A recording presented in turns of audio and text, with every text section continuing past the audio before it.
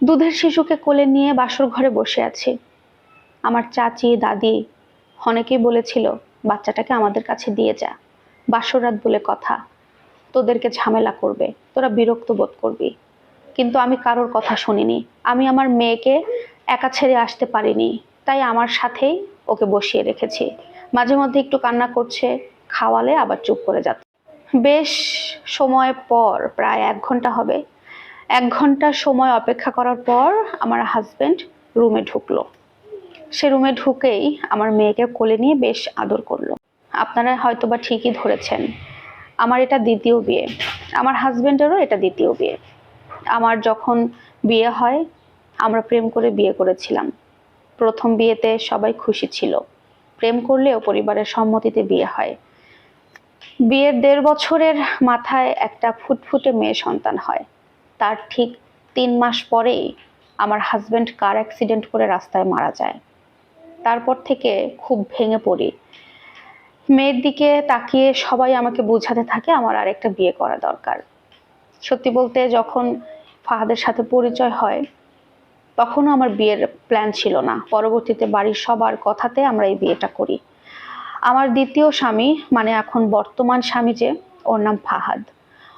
ফাহাদের প্রথম স্ত্রীর ওকে ছেড়ে চলে গেছে অন্য ছেলেকে ভালোবেসে, একটাই কারণে, এই ফাহাদের বাচ্চা হবে না, মানে ফাহাদ কখনো বাবা হতে পারবে না।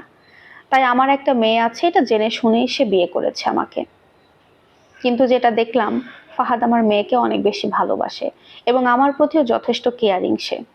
ফাহাদ আমাকে বলেছে, তুমি যখন মন থেকে আমাকে ভালোবাসতে পারবে তখনই আমি তোমাকে স্পর্শ করব, এর আগে নয়। আমাদের এভাবেই সংসার জীবনের বেশ কিছুটা দিন চলে যায়। সেদিন হঠাৎ করে অফিস থেকে আসার সময় আমার জন্য ফুচকা, চটপটি অনেক কিছু নিয়ে এসেছে, আইসক্রিম, সাথে 5টা বেলি ফুলের মালা এনেছে।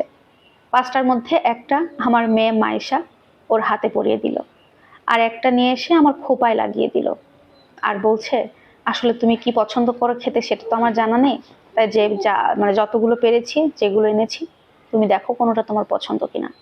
বিশ্বাস করেন, সেদিন ওর মুখটা দেখে আমার এত ভালো লেগেছিল, একটা মানুষ এতটা কেয়ারিং হতে পারে। এভাবে ভালোভাবে আমাদের যাচ্ছিল।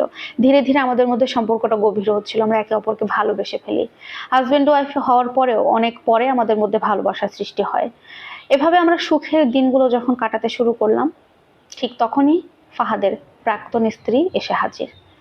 কলিং বেল চাপলো, আমি দরজা খুলে দিতে সে হুমড়ে পড়লো, ফাহাদ, আমার ভুল হয়ে গেছে, তুমি আমাকে প্লিজ ক্ষমা করে দাও, চলো আমরা নতুন করে সংসার শুরু করব। কিন্তু ফাহাদ বলে উঠলো, তোমার সাহস তো কম নয়, তুমি দেখতে পাচ্ছ আমার কোলে মেয়ে, আমার মেয়ে, আমার স্ত্রী, আমরা সবাই একসাথে আছি, তারপরে তুমি এই কথাগুলো বলছো? তুমি এক্ষুনি বেরিয়ে যাও আমার বাড়ি থেকে, তোমার কোনো জায়গা নেই এই বাড়িতে। কিন্তু ফাহাদের প্রাক্তন স্ত্রী বলল, তুমি তোমার মেয়েকে নিয়ে চলো, দরকার হলে ওকে ডিভোর্স করে দাও, আমি তোমাকে আবার বিয়ে করে আমরা সংসার করতে চাই। দেখো, আমি যার সাথে ভালোবেসে বিয়ে করেছিলাম সে আমাকে ঠকিয়েছে, আমাদের ডিভোর্স হয়ে গেছে।